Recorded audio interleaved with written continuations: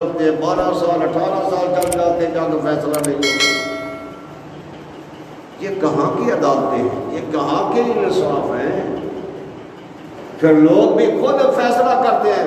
کئی دفعہ یہ آپ میڈیا پر باتیں آتی ہیں کہ فلاں کچھ دن پہلے بھی یہ آئی تھی خبر، لوگ کچہری میں سے پیشی بھگتنے کے لیے آ گئے، لوگوں نے راستے میں اسے انہیں قتل کر دیا ہے۔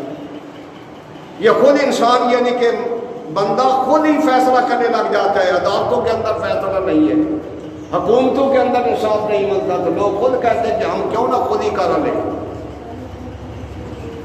کسی چور کو پکڑا تو خود، ڈاکو کو پکڑا خود ہی عوام نے اسے مارا، بھئی پولیس نے تو چھوڑ دینا ہے، کیوں نہ ہم غصہ نکالیں، غصہ نکالتے ہیں۔ کیا لوگ ادھر تو یہ نہیں کہ میرا جس کے گھر سے سونا اتنے ٹن نکلا، فرمایا 5 دنوں کے بعد فیصلہ ہو گیا اسے گولی مار دو۔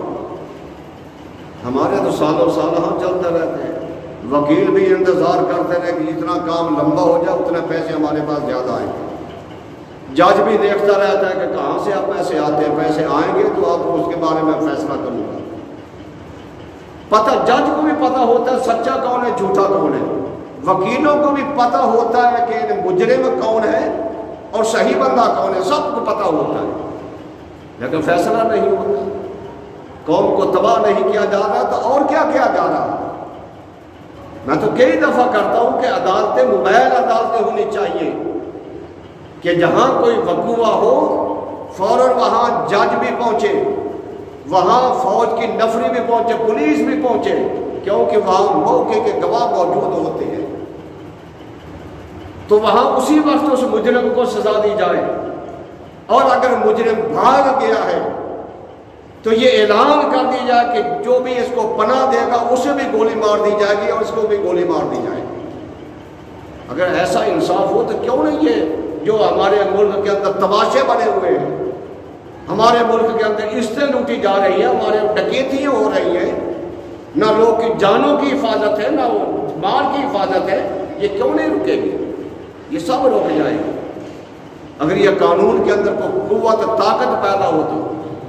یہی بڑے لوگ قانون کو بنا لیتے ہیں اور یہی لوگ توڑنے والے بھی ہوتے ہیں۔ ان کا کوئی پھنس جائے تو قانون جو ہے لمبا ہو جاتا ہے، اور کوئی غریب آدمی پھنس جائے وہ اس پر بھائی پورا قانون لاگو کر دو، بھائی یہ حال ہے۔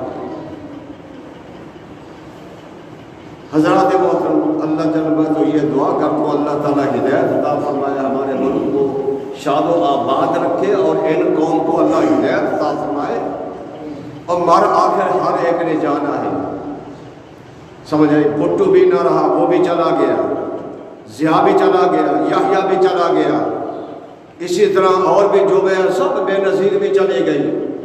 یہ جو نواز شریف یا زرداری یا عمران کے یہ بھی چلے جائیں گے، یہ بھی نہیں رہیں گے، چلے جائیں گے۔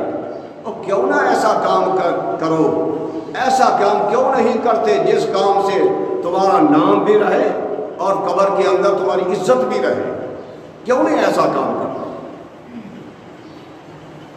اور پھر دیکھیں وہ سفیر فرانس کا ہمارے نبی کے یعنی جو گستاخی کرنے والے، اور سفیر کو یہ گلے لگا کر بیٹھے ہیں، نکالنے کے لیے تیار نہیں ہے۔ یہ کہاں کی یہ عقل مندی ہے؟ یہ غیرت ان کے اندر نہیں مانی، غیرت تو ختم ہو چکی ہے۔ وہ تمہارے نبی کے بارے میں ایسا کہے اور تم انہیں پناہ دے رہے ہو، تم انہیں اپنے سینے سے لگا رکھے ہو۔ تو شرم کی بات ہے، حیا کی بات ہے۔ مار کر نبی کو کیا منہ دکھاؤ گے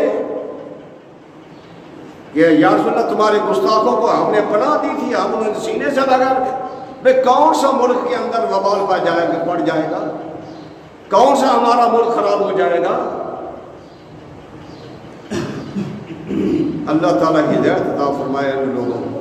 میں تو بار بار انہیں یہی کہتا ہوں، خدا را اگر جہاں تک میری آواز سن رہا ہے کوئی، اگر وہاں پہنچ بھی کہیں آواز جائے، میں تو یہی کہتا ہوں لوگوں اپنے آپ کو صحیح کر دو، قرآن اور حدیث مصطفیٰ سے دامن، قرآن اور حدیث مصطفیٰ کا دامن پکڑ لو، اللہ کے نبی کے ہو جاؤ، تو پھر تمہاری عزتیں بھی عزتی ہوں گی۔ اور اگر تم نے قرآن اور حدیث کو چھوڑ دیا پھر کہیں تمہیں عزت نہیں ملے گی، نہ دنیا میں نہ قبر میں نہ میدان محشر میں۔